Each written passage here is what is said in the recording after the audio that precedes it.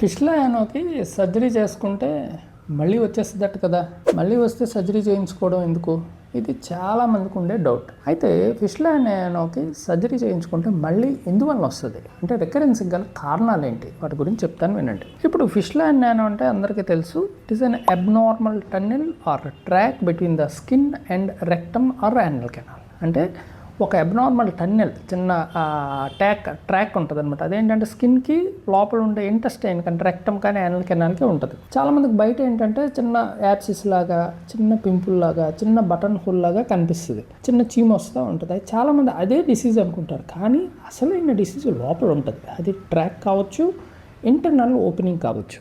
So fistula అనేది మళ్ళీ మళ్ళీ రావడానికి ఒక ప్రధానమైన 3 కారణాలు ఉంటాయి. వాటి గురించి చెప్తాను. దానిలో మొట్టమొదటిది ఏంటంటే అండి, improper diagnosis or improper technique. Fistula సర్జరీలో ప్రధానమైన విషయం ఏంటంటే ఇంటర్నల్ ఓపెనింగ్ని క్లోజ్ చేయటం. అయితే మేమేం చేస్తామంటే ఫిష్లాకి జాగ్రత్తగా మ్యాపింగ్ చేస్తాం. జస్ట్ ఇది గూగుల్ మ్యాప్ లాగా ఉంటుందండి. అంటే ఇంటర్నల్ ఓపెనింగ్ నుండి ఎక్స్టర్నల్ ఓపెనింగ్ స్ట్రైట్ ట్రాక్ ఉందా, సైడ్ బ్రాంచెస్ ఏమైనా ఉన్నాయా, హార్షూ షేప్డ్ యాప్సిస్ ఏమైనా ఉందా, హై ఫిస్టులైన్ యానోనా, లో ఫిస్టులైన్ యానోనా, లేదా ఇంటర్స్పింక్టిక్ ట్రాక్స్ ఉన్నాయా, ట్రాన్స్పింక్టిక్ ట్రాక్స్ ఉన్నాయా. అయితే వీటిని ప్రాపర్గా మ్యాప్ చేసి ఒక్కొక్క ప్రాబ్లంకి ఒక్కొక్క టెక్నిక్ ఉంటుంది. అన్నిటికీ ఒకే టెక్నిక్ పనికిరాదు.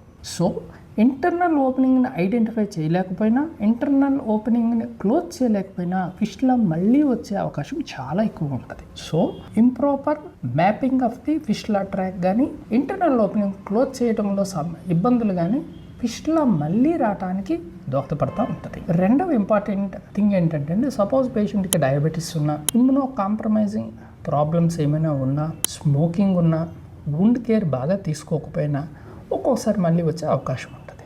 మూడవది ఏంటంటే అండి, మేము సర్జరీ చేసే ముందు పేషెంట్కి ఫిస్టులాతో పాటుగా ఇంకేమైనా ఇష్యూస్ ఉన్నాయా అంటే అందులో ప్రధానమైనది ఏంటంటే ulcerative qualities, next TB intestines కానీ, లేదా క్యాన్సర్ కానీ, లేదా నాన్ స్పెసిఫిక్ క్వాలిటీస్ కానీ, ఇవి పెద్ద ఎక్కువ ఉంటాయి. ఇవి కానీ ట్రీట్ చేసిన తర్వాత సర్జరీ చేస్తే రికరెన్స్ రేట్స్ తక్కువగా ఉంటాయి అన్నమాట. సో సర్జరీ చేసే ముందు కంపల్సరీగా సిగ్మాయిడోస్కోపీ ఆర్ కొలనోస్కోపీ చేసి ఇవి ఉన్నాయో లేవని కన్ఫర్మ్ చేసుకొని సర్జరీ చేసే ముందు వీటిని ట్రీట్ చేస్తే రిజల్ట్స్ బాగుంటుంది. సో ఫిస్టులా మళ్ళీ రాకుండా ఉండాలంటే అండి, right diagnosis with the right technique at the right time is very important. ఈ 3 చేస్తే ఫిస్టులా రికరెన్స్ని చాలా వరకు తగ్గించవచ్చు.